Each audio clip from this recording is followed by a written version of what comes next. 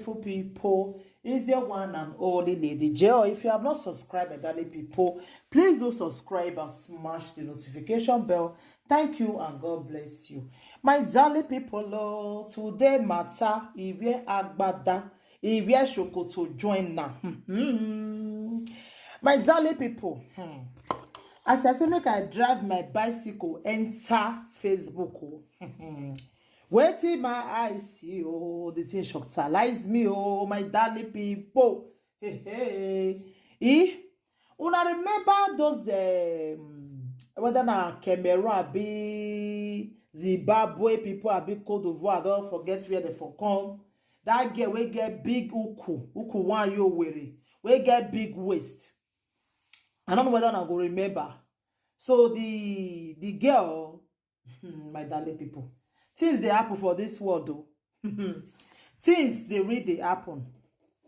Now say the girl get big waist like that. That kind of waist, I don't know where it for come. Then she called the friend man, a married man, where he be like I don't want to describe this man. I can't papa even talk past the man, the guy. Now the way the guy be like it won't be like Imbe. I can't the one that say why this guy will come past and the girl a celebrity for their place there. Why this guy will come past everybody saying that this kind of guy want come follow. The thing called the shocktalize me. Now two topic I want to talk about and the girl will go Big Brother. Wanna just gently stay from the starting to the ending. So my ogbonge people, me can see and can say why this guy go come they follow this kind guy. So that again once at the time where they can't come out, they can't talk, say, yeah, now what they like, make people leave them alone. Now what two of them like, they like all those kind things, you understand? So make everybody leave them alone. She like the guy, you know, so nobody go fit tell her who she want follow. So make on they say, what this guy see for this kind dwarf body, you understand?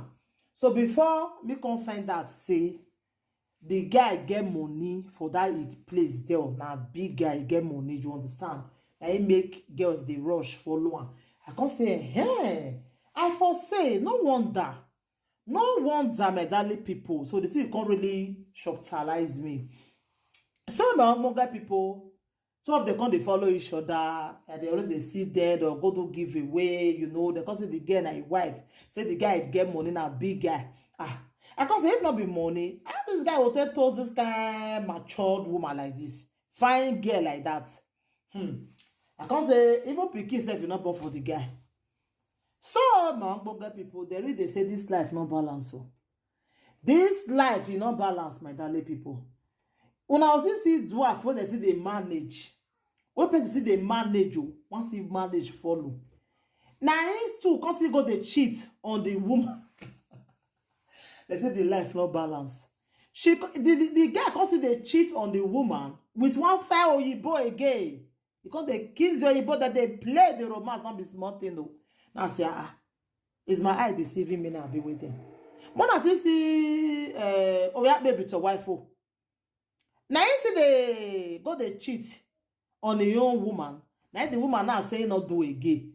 Hey, now say area does scatter. Area does scatter, oh my darling people. Oh. The girl say not they do again now. Now beg they can't they beg the girl now. Say I beg oh, please oh, who you want leave this our dwarf for? The girl say not do again. She not do again. She not do again. I can't say I've been an opportunity for this girl. Where the opportunity that she just see so to take leave this guy because the thing they shocktalize me like seriously, my darling people. I say why this girl will come change her mind like this? Change her mind. She said she not the friend the girl. She not the marry a girl. She want leave the guy. Me even be the one that where the guy John Thomas wait the joke go do you. You know they fed the cheat on the guy before. Because me no say that guy not get John Thomas as that guy just be. So you don't fed the even fed the joke go do outside, my sister. May you not just go there. All those one when you come to talk now they say you know want marry again, my dear. Opportunity now you tell live and so opportunity forget that thing. We know waiting day. Hey, my darling people. Now I can't say, man, I can't tell you now, my ogbonge people say me, I never see this kind of thing before. You not see rich man finish. Now you see go they cheat on woman. We complete like that. Now fast that big guys go take carry and come out now. You know? So the girl now they beg now. Say make the girl forgive him, this, that, you know. But the guy say la la. But I make sure I watch this video to the end. You want to see the meme, the real story will come really happen later. You understand? So my ogbonge people, the thing can shocktalize me. So now I can say make I see look Facebook. Oh, now I can see this big brother where they just start so of recent. So you know when people want enter now, everybody go they hate them, you know, different girls. Now boys so they fair do they can't do guests. Oh, I go follow up this big brother really because the kind of girls will enter there, like the guys will enter. If you not see their six pack, not go there. Oh. Not go there. My darling people. This one shocktalize me. Oh. The kind of girls will come yesterday. If you see their waist, not go there. As some of them come they jump better, we come they hate them. I come they see comments and they say, this one not go take for there. Go quick jogo do for inside there. You understand? Now one girl just come one selembe. When the girl come, this girl they come he wear gown, the gown fine, but now no all those kind of gown where they get a spaghetti and now the girl wear. The girl come wear them. As the girl just wear and come there, they come, he breast, he bobby, everything just flat go down. You don't get like that. Oh.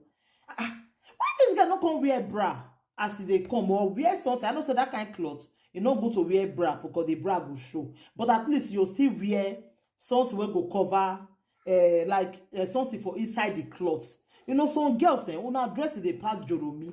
And this girl put her too for all the body. She even say put for her chest for where her bobby day.